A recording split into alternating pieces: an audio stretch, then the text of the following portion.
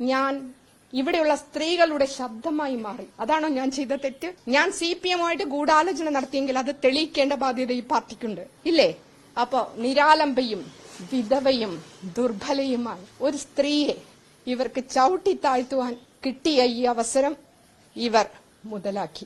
എന്തിനാണ് എന്നെ പോലെ ദുർബലയും പാവവും സാധുവുമായ നിരാലംബയായോ വിധവയായ ഒരു സ്ത്രീയെ ഇദ്ദേഹം ഭയപ്പെടുന്നത് എന്തിനാണ്? അദ്ദേഹത്തെക്കാൾ ഈ പാർട്ടിയിൽ ഞാൻ പ്രവർത്തിച്ചിട്ടില്ലേ? ഈ പാർട്ടി എന്റേതും കൂടിയല്ലേ?